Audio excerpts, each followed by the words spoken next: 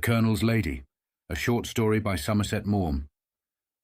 All this happened 2 or 3 years before the outbreak of the war. The Peregrines were having breakfast. Though they were alone and the table was long, they sat at opposite ends of it. From the walls, George Peregrine's ancestors, painted by the fashionable painters of the day, looked down upon them. The butler brought in the Morning Post. There were several letters for the Colonel, business letters, the Times, and a small parcel for his wife Evie. He looked at his letters, and then, opening the Times, began to read it. They finished breakfast and rose from the table. He noticed that his wife hadn't opened the parcel. "What's that?" he asked. "Only some books." "Shall I open it for you?" "If you like." He hated to cut string, and so with some difficulty untied the knots. "But they're all the same," he said when he had unwrapped the parcel. "What on earth do you want 6 copies of the same book for?" He opened one of them. Poetry. Then he looked at the title page. When Pyramids Decay, he read, by E.K. Hamilton. Eva Catherine Hamilton. That was his wife's maiden name. He looked at her with smiling surprise. "Have you written a book, Evie? You are a slyboots. I didn't think it would interest you very much. Would you like a copy?" "Well, you know poetry isn't much in my line, but yes, I'd like a copy. I'll read it. I'll take it along to my study. I've got a lot to do this morning." He gathered up the Times, his letters and the book, and went out. His study was a large and comfortable room, with a big desk, leather armchairs, and what he called trophies of the chase on the walls.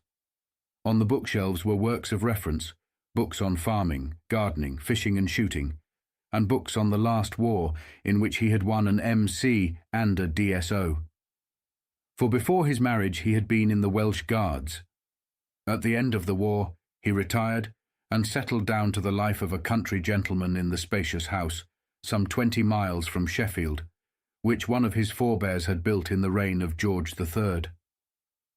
George Peregrine had an estate of some 1,500 acres, which he managed with ability. He was a justice of the peace and performed his duties conscientiously. During the season, he rode to hounds 2 days a week. He was a good shot, a golfer, and though now a little over 50 could still play a hard game of tennis. He could describe himself with propriety as an all-round sportsman. He had been putting on weight lately, but was still a fine figure of a man, tall, with grey curly hair, only just beginning to grow thin on the crown, frank blue eyes, good features and a high colour. He was a public-spirited man, chairman of any number of local organisations, and, as became his class and station, a loyal member of the Conservative Party. He looked upon it as his duty to see to the welfare of the people on his estate, and it was a satisfaction to him to know that Evie could be trusted to tend the sick and succour the poor. He had built a cottage hospital on the outskirts of the village and paid the wages of a nurse out of his own pocket.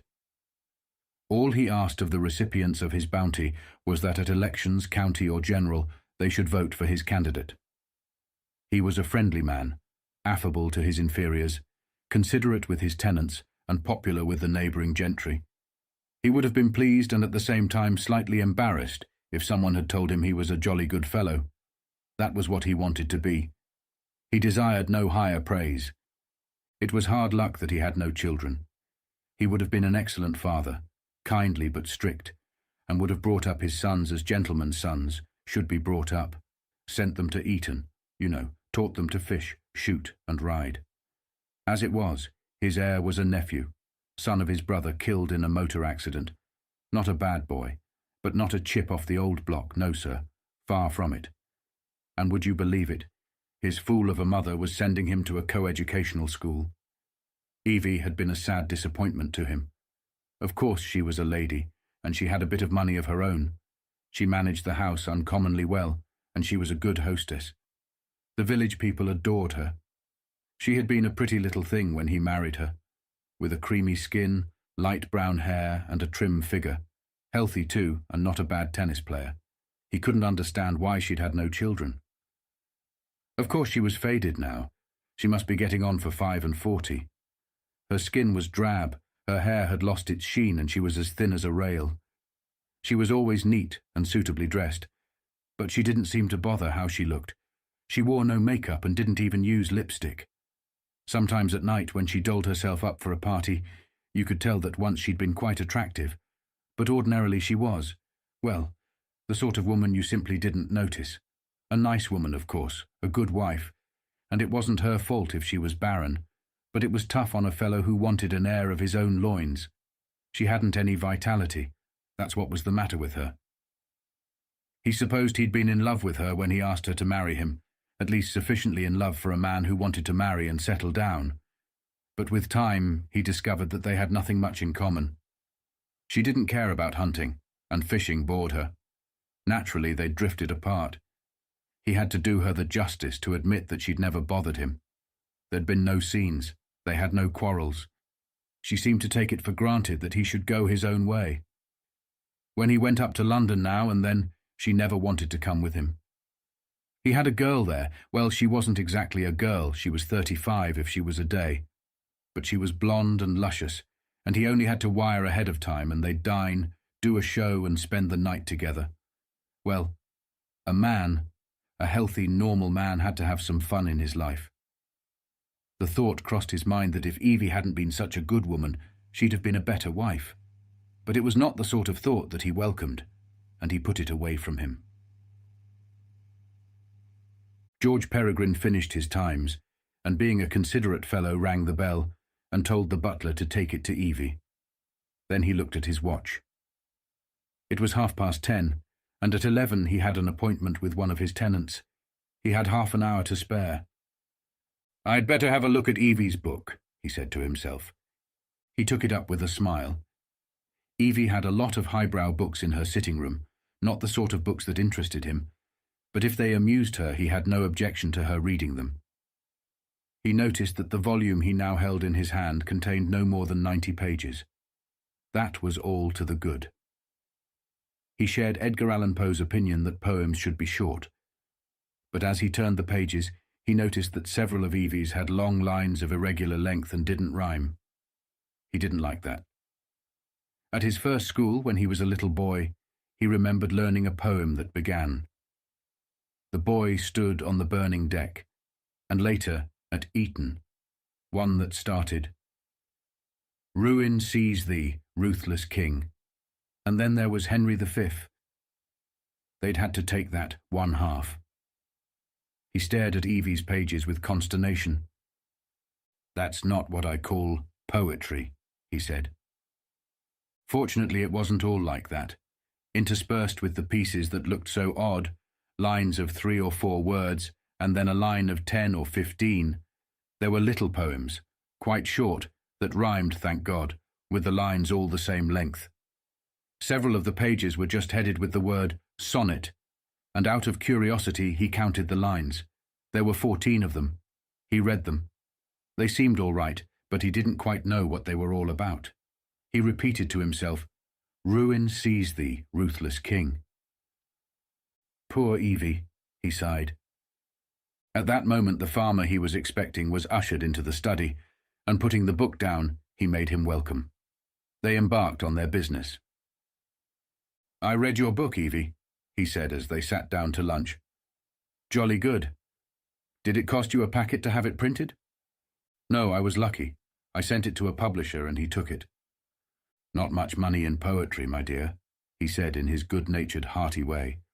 "No, I don't suppose there is. What did Bannock want to see you about this morning?" Bannock was the tenant who had interrupted his reading of Evie's poems. "He's asked me to advance the money for a pedigree bull he wants to buy. He's a good man, and I've half a mind to do it." George Peregrine saw that Evie didn't want to talk about her book, and he was not sorry to change the subject. He was glad she had used her maiden name on the title page. He didn't suppose anyone would ever hear about the book, but he was proud of his own unusual name, and he wouldn't have liked it if some damn penny-a-liner had made fun of Evie's effort in one of the papers. During the few weeks that followed, he thought it tactful not to ask Evie any questions about her venture into verse, and she never referred to it. It might have been a discreditable incident that they had silently agreed not to mention. But then a strange thing happened. He had to go to London on business, and he took Daphne out to dinner. That was the name of the girl with whom he was in the habit of passing a few agreeable hours whenever he went to town. "Oh, George," she said, "is that your wife who's written a book they're all talking about?" "What on earth do you mean?" "Well, there's a fellow I know who's a critic. He took me out to dinner the other night and he had a book with him." "Got anything for me to read?" I said. "What's that?" "Oh, I don't think that's your cup of tea," he said. "It's poetry. I've just been reviewing it." "No poetry for me," I said. "It's about the hottest stuff I ever read," he said. "Selling like hot cakes. And it's damn good." "Who's the book by?" asked George. "A woman called Hamilton. My friend told me that wasn't her real name. He said her real name was Peregrine." "Funny," I said. "I know a fellow called Peregrine." "Colonel in the army," he said. "Lives near Sheffield." "I'd just as soon you didn't talk about me to your friends," said George with a frown of vexation. "Keep your shirt on, dearie. Who'd you take me for? I just said, 'It's not the same one.'" Daphne giggled. "My friend said, 'They say he's a regular Colonel Blimp.'" George had a keen sense of humour. "You could tell them better than that," he laughed. "If my wife had written a book, I'd be the first to know about it, wouldn't I?" "I suppose you would." Anyhow, the matter didn't interest her, and when the Colonel began to talk of other things, she forgot about it. He put it out of his mind, too. There was nothing to it, he decided, and that silly fool of a critic had just been pulling Daphne's leg. He was amused at the thought of her tackling that book because she had been told it was hot stuff, and then finding it just a lot of bosh cut up into unequal lines. He was a member of several clubs, and next day he thought he'd lunch at one in St. James's Street. He was catching a train back to Sheffield early in the afternoon. He was sitting in a comfortable armchair, having a glass of sherry before going into the dining room, when an old friend came up to him. "Well, old boy, how's life?" he said. "How do you like being the husband of a celebrity?" George Peregrine looked at his friend. He thought he saw an amused twinkle in his eyes. "I don't know what you're talking about," he answered. "Come off it, George. Everyone knows E.K. Hamilton is your wife. Not often a book of verse has a success like that. Look here, Henry Dashwood is lunching with me. He'd like to meet you." "No!" "Who the devil is Henry Dashwood, and why should he want to meet me?" "Oh, my dear fellow, what do you do with yourself all the time in the country? Henry's about the best critic we've got. He wrote a wonderful review of Evie's book. Do you mean to say she didn't show it you?" Before George could answer, his friend had called a man over. A tall, thin man with a high forehead, a beard, a long nose and a stoop, just the sort of man whom George was prepared to dislike at first sight. Introductions were effected. Henry Dashwood sat down. "Is Mrs. Peregrine in London by any chance? I should very much like to meet her," he said. "No, my wife doesn't like London. She prefers the country," said George stiffly. "She wrote me a very nice letter about my review. I was pleased. You know, we critics get more kicks than halfpence. I was simply bowled over by her book. It's so fresh and original, very modern without being obscure. She seems to be as much at her ease in free verse as in the classical metres." Then, because he was a critic, he thought he should criticize. Sometimes her ear is a trifle at fault, but you can say the same of Emily Dickinson. There are several of those short lyrics of hers that might have been written by Landor. All this was gibberish to George Peregrine. The man was nothing but a disgusting highbrow, but the Colonel had good manners, and he answered with proper civility. Henry Dashwood went on as though he hadn't spoken. "But what makes the book so outstanding is the passion that throbs in every line. So many of these young poets are so anemic, cold, bloodless, dully intellectual. But here you have real, naked, earthy passion. Of course, deep, sincere emotion like that is tragic. Ah, my dear Colonel, how right Heine was when he said that the poet makes little songs out of his great sorrows. You know, now and then, as I read and reread those heart-rending pages, I thought of Sappho." This was too much for George Peregrine, and he got up. "Well, it's jolly nice of you to say such nice things about my wife's little book. I'm sure she'll be delighted. But I must bolt. I've got to catch a train, and I want to get a bite of lunch." "Damned fool," he said irritably to himself as he walked upstairs to the dining room. He got home in time for dinner and after Evie had gone to bed, he went into his study and looked for her book. He thought he'd just glance through it again to see for himself what they were making such a fuss about, but he couldn't find it. Evie must have taken it away. Silly, he muttered. He'd told her he thought it jolly good. What more could a fellow be expected to say? Well, it didn't matter. He lit his pipe and read The Field till he felt sleepy. But a week or so later it happened that he had to go into Sheffield for the day. He lunched there at his club. He had nearly finished when the Duke of Haverhill came in. This was the great local magnate, and of course the Colonel knew him, but only to say how do you do to, and he was surprised when the Duke stopped at his table. "We're so sorry your wife couldn't come to us for the weekend," he said, with a sort of shy cordiality. "We're expecting rather a nice lot of people." George was taken aback. He guessed that the Haverhills had asked him and Evie over for the weekend, and Evie, without saying a word to him about it, had refused. He had the presence of mind to say he was sorry too. "Better luck next time," said the Duke pleasantly, and moved on. Colonel Peregrine was very angry, and when he got home he said to his wife, "Look here, what's this about our being asked over to Haverhill? Why on earth did you say we couldn't go? We've never been asked before, and it's the best shooting in the county." "I didn't think of that. I thought it would only bore you. Damn it all, you might at least have asked me if I wanted to go." "I'm sorry." He looked at her closely. There was something in her expression that he didn't quite understand. He frowned. "I suppose I was asked," he barked. Evie flushed a little. "Well, in point of fact you weren't. I call it damned rude of them to ask you without asking me." "I suppose they thought it wasn't your sort of party. The Duchess is rather fond of writers and people like that, you know. She's having Henry Dashwood, the critic, and for some reason he wants to meet me." "It was damn nice of you to refuse, Evie." "It's the least I could do," she smiled. She hesitated a moment. "George, my publishers want to give a little dinner party for me one day towards the end of the month, and of course they want you to come too." "Oh, I don't think that's quite my mark. I'll come up to London with you if you like. I'll find someone to dine with." Daphne: "I expect it'll be very dull, but they're making rather a point of it. And the day after, the American publisher who's taken my book is giving a cocktail party at Claridge's. I'd like you to come to that if you wouldn't mind." "Sounds like a crashing bore, but if you really want me to come, I'll come." "It would be sweet of you." George Peregrine was dazed by the cocktail party. There were a lot of people. Some of them didn't look so bad. A few of the women were decently turned out, but the men seemed to him pretty awful. He was introduced to everyone as Colonel Peregrine, E.K. Hamilton's husband, you know. The men didn't seem to have anything to say to him, but the women gushed. "You must be proud of your wife.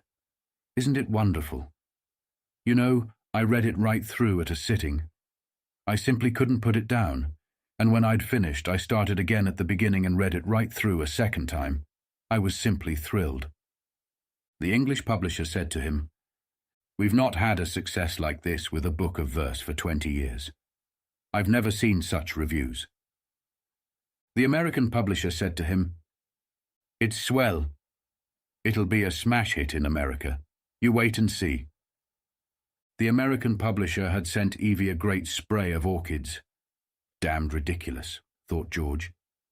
As they came in, people were taken up to Evie, and it was evident that they said flattering things to her, which she took with a pleasant smile and a word or two of thanks. She was a trifle flushed with the excitement, but seemed quite at her ease. Though he thought the whole thing a lot of stuff and nonsense, George noted with approval that his wife was carrying it off in just the right way. "Well, there's one thing," he said to himself. "You can see she's a lady, and that's a damned sight more than you can say of anyone else here."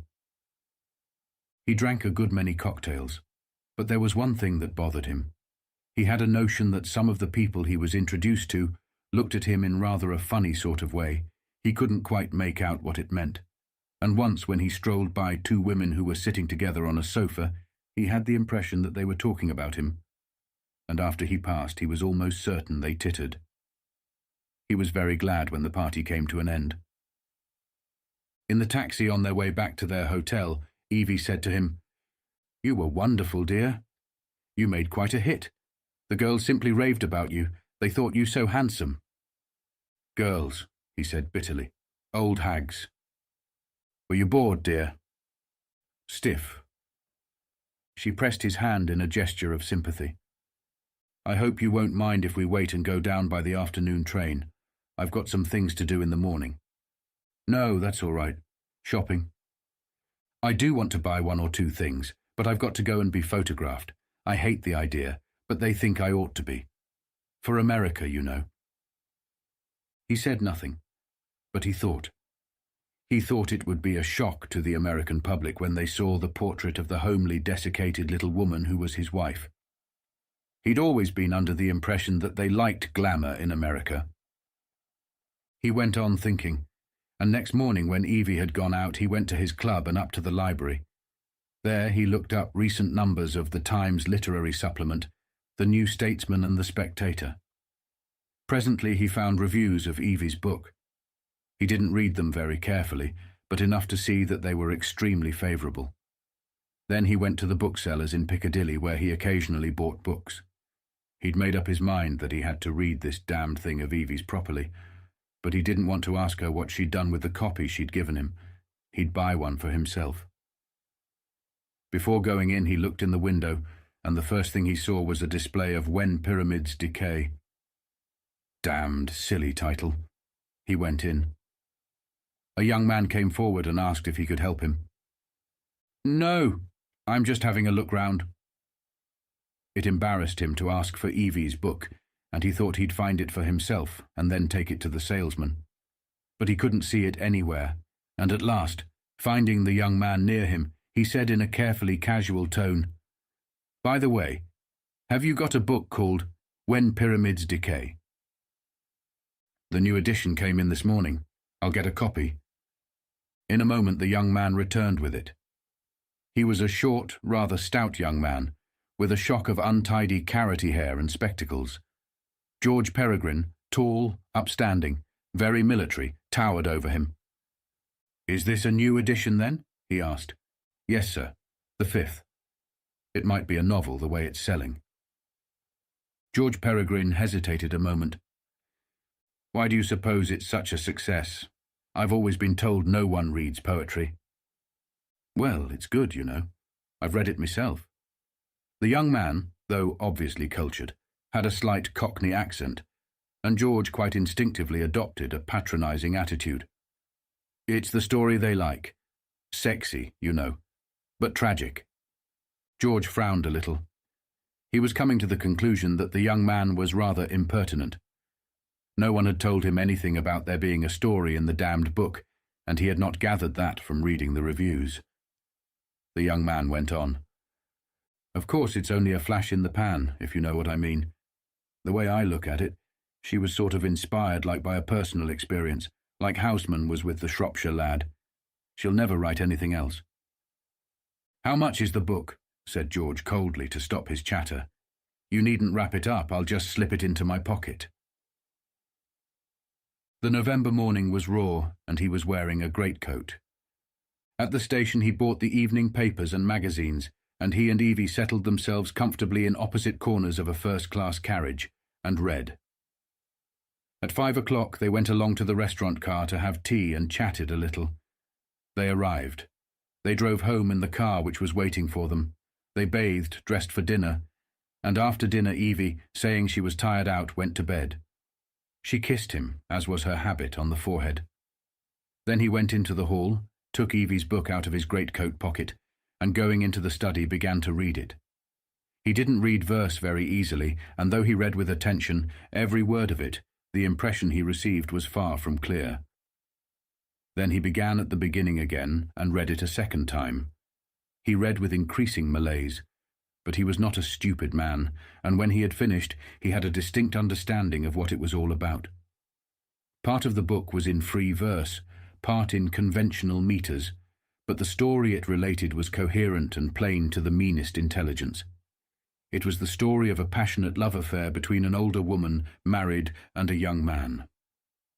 George Peregrine made out the steps of it as easily as if he had been doing a sum in simple addition.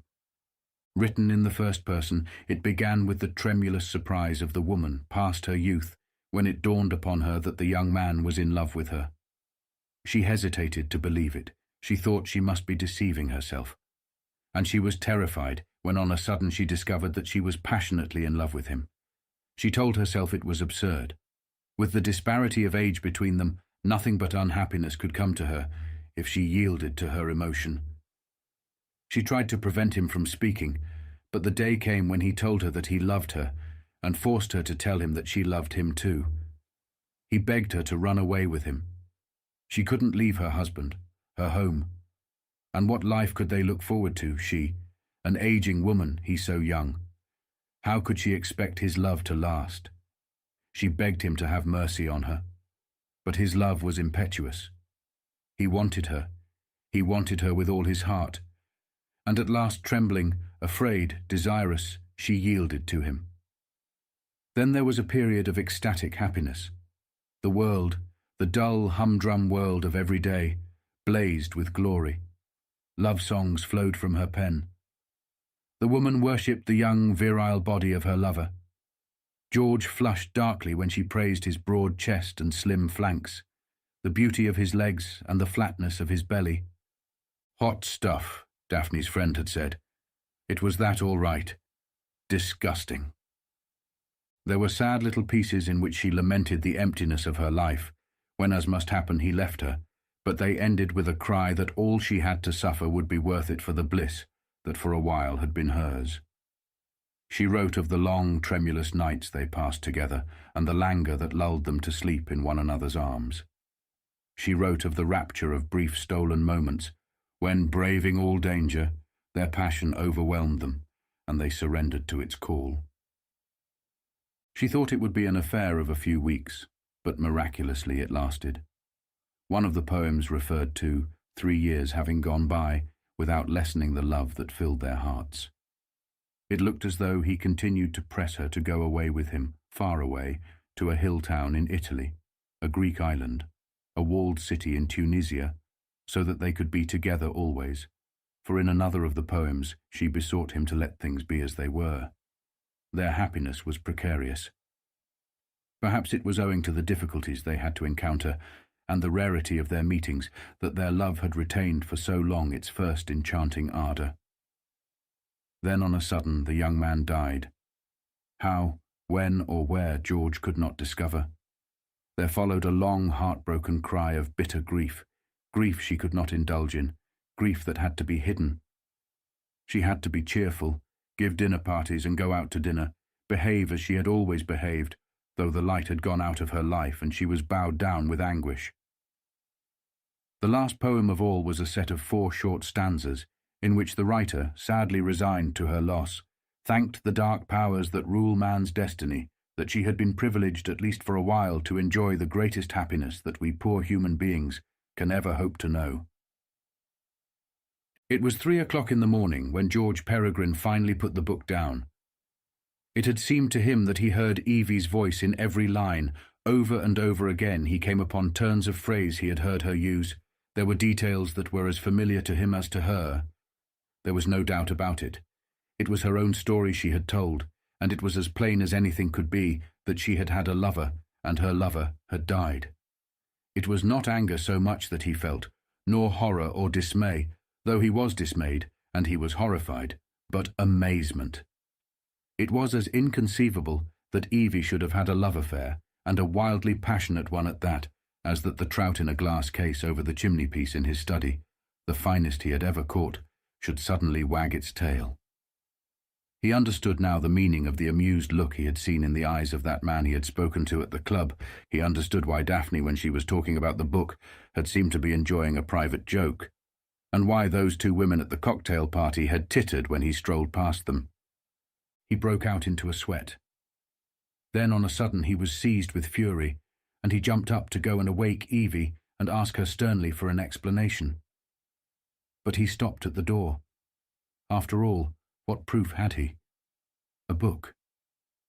He remembered that he'd told Evie he thought it jolly good. True, he hadn't read it, but he'd pretended he had. He would look a perfect fool if he had to admit that. "I must watch my step," he muttered. He made up his mind to wait for 2 or 3 days and think it all over. Then he'd decide what to do. He went to bed, but he couldn't sleep for a long time.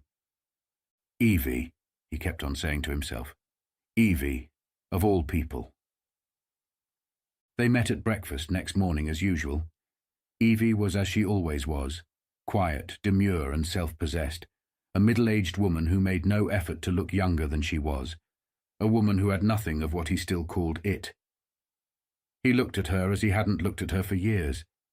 She had her usual placid serenity. Her pale blue eyes were untroubled. There was no sign of guilt on her candid brow. She made the same little casual remarks she always made. "It's nice to get back to the country again after those 2 hectic days in London. What are you going to do this morning?" It was incomprehensible. 3 days later he went to see his solicitor. Henry Blaine was an old friend of George's, as well as his lawyer. He had a place not far from Peregrine's, and for years they had shot over one another's preserves. For 2 days a week he was a country gentleman, and for the other 5 a busy lawyer in Sheffield. He was a tall, robust fellow, with a boisterous manner and a jovial laugh, which suggested that he liked to be looked upon essentially as a sportsman and a good fellow, and only incidentally as a lawyer. But he was shrewd and worldly wise. "Well, George, what's brought you here today?" he boomed, as the Colonel was shown into his office. "Have a good time in London? I'm taking my missus up for a few days next week. How's Evie?" "It's about Evie I've come to see you," said Peregrine, giving him a suspicious look. "Have you read her book?" His sensitivity had been sharpened during those last days of troubled thought, and he was conscious of a faint change in the lawyer's expression. It was as though he were suddenly on his guard. "Yes, I've read it. Great success, isn't it? Fancy Evie breaking out into poetry. Wonders will never cease." George Peregrine was inclined to lose his temper. "It's made me look a perfect damned fool." "Oh, what nonsense, George. There's no harm in Evie's writing a book. You ought to be jolly proud of her." "Don't talk such rot. It's her own story. You know it, and everyone else knows it. I suppose I'm the only one who doesn't know who her lover was." "There is such a thing as imagination, old boy. There's no reason to suppose the whole thing isn't made up." "Look here, Henry. We've known one another all our lives. We've had all sorts of good times together. Be honest with me. Can you look me in the face and tell me you believe it's a made-up story?" Harry Blaine moved uneasily in his chair. He was disturbed by the distress in old George's voice. "You've got no right to ask me a question like that. Ask Evie." "I daren't," George answered after an anguished pause. "I'm afraid she'd tell me the truth." There was an uncomfortable silence. "Who was the chap?" Harry Blaine looked at him straight in the eye. "I don't know, and if I did, I wouldn't tell you." "You swine, don't you see what a position I'm in? Do you think it's very pleasant to be made absolutely ridiculous?" The lawyer lit a cigarette, and for some moments silently puffed it. "I don't see what I can do for you," he said at last. "You've got private detectives you employ, I suppose. I want you to put them on the job and let them find everything out." "It's not very pretty to put detectives on one's wife, old boy. And besides, taking for granted for a moment that Evie had an affair, it was a good many years ago, and I don't suppose it would be possible to find out a thing. They seem to have covered their tracks pretty carefully." "I don't care. You put the detectives on. I want to know the truth." "I won't, George. If you're determined to do that, you'd better consult someone else. And look here, even if you got evidence that Evie had been unfaithful to you, what would you do with it? You'd look rather silly divorcing your wife because she'd committed adultery 10 years ago. At all events, I could have it out with her. You can do that now, but you know just as well as I do that if you do, she'll leave you. Do you want her to do that?" George gave him an unhappy look. "I don't know. I always thought she'd been a damn good wife to me. She runs the house perfectly. We never have any servant trouble. She's done wonders with the garden, and she's splendid with all the village people. But damn it, I have my self-respect to think of. How can I go on living with her when I know that she was grossly unfaithful to me? Have you always been faithful to her? More or less, you know. After all, we've been married for nearly 24 years, and Evie was never much for bed. The solicitor slightly raised his eyebrows, but George was too intent on what he was saying to notice. I don't deny that I've had a bit of fun now and then. A man wants it. Women are different. We only have men's word for that, said Harry Blaine with a faint smile. Evie's absolutely the last woman I'd have suspected of kicking over the traces. I mean, she's a very fastidious, reticent woman. What on earth made her write the damn book?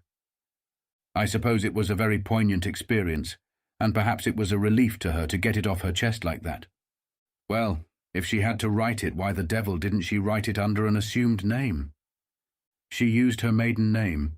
I suppose she thought that was enough, and it would have been if the book hadn't had this amazing boom. George Peregrine and the lawyer were sitting opposite one another with a desk between them. George, his elbow on the desk, his cheek on his hand, frowned at his thought. It's so rotten not to know what sort of a chap he was. One can't even tell if he was by way of being a gentleman. I mean, for all I know, he may have been a farmhand or a clerk in a lawyer's office. Harry Blaine did not permit himself to smile, and when he answered, there was in his eyes a kindly, tolerant look. Knowing Evie so well, I think the probabilities are that he was all right. Anyhow, I'm sure he wasn't a clerk in my office. It's been a shock to me, the Colonel sighed. I thought she was fond of me. She couldn't have written that book unless she hated me. Oh, I don't believe that. I don't think she's capable of hatred. You're not going to pretend that she loves me? No. Well, what does she feel for me? Harry Blaine leaned back in his swivel chair and looked at George reflectively. Indifference, I should say. The Colonel gave a little shudder and reddened. After all, you're not in love with her, are you? George Peregrine did not answer directly. It's been a great blow to me not to have any children, but I've never let her see that I think she's let me down. I've always been kind to her. Within reasonable limits, I've tried to do my duty by her. The lawyer passed a large hand over his mouth to conceal the smile that trembled on his lips. It's been such an awful shock to me, Peregrine went on. Damn it all, even 10 years ago Evie was no chicken, and God knows she wasn't much to look at. It's so ugly. He sighed deeply. What would you do in my place? Nothing. George Peregrine drew himself bolt upright in his chair, and he looked at Harry with the stern, set face that he must have worn when he inspected his regiment. I can't overlook a thing like this. I've been made a laughingstock. I can never hold up my head again. Nonsense, said the lawyer sharply, and then, in a pleasant, kindly manner. Listen, old boy, the man's dead. It all happened a long while back. Forget it. Talk to people about Evie's book. Rave about it. Tell them how proud you are of her. Behave as though you had so much confidence in her. You knew she could never have been unfaithful to you. The world moves so quickly, and people's memories are so short. They'll forget. I shan't forget. You're both middle-aged people. She probably does a great deal more for you than you think, and you'd be awfully lonely without her. I don't think it matters if you don't forget. It'll be all to the good if you can get it into that thick head of yours that there's a lot more in Evie than you ever had the gumption to see. Damn it all, you talk as if I was to blame. No, I don't think you were to blame, but I'm not so sure that Evie was either. I don't suppose she wanted to fall in love with this boy. Do you remember those verses right at the end? The impression they gave me was that though she was shattered by his death, in a strange sort of way she welcomed it. All through she'd been aware of the fragility of the tie that bound them. He died in the full flush of his first love, and had never known that love so seldom endures. He'd only known its bliss and beauty. In her own bitter grief, she found solace in the thought that he'd been spared all sorrow. All that's a bit above my head, old boy. I see more or less what you mean. George Peregrine stared unhappily at the inkstand on the desk. He was silent, and the lawyer looked at him with curious yet sympathetic eyes. "Do you realize what courage she must have had never by a sign to show how dreadfully unhappy she was?" he said gently. Colonel Peregrine sighed. "I'm broken. I suppose you're right. It's no good crying over spilt milk, and it would only make things worse if I made a fuss." "Well?" George Peregrine gave a pitiful little smile. "I'll take your advice. I'll do nothing. Let them think me a damned fool, and to hell with them. The truth is, I don't know what I'd do without Evie, but I'll tell you what, there's one thing I shall never understand till my dying day. What in the name of heaven did the fellow ever see in her?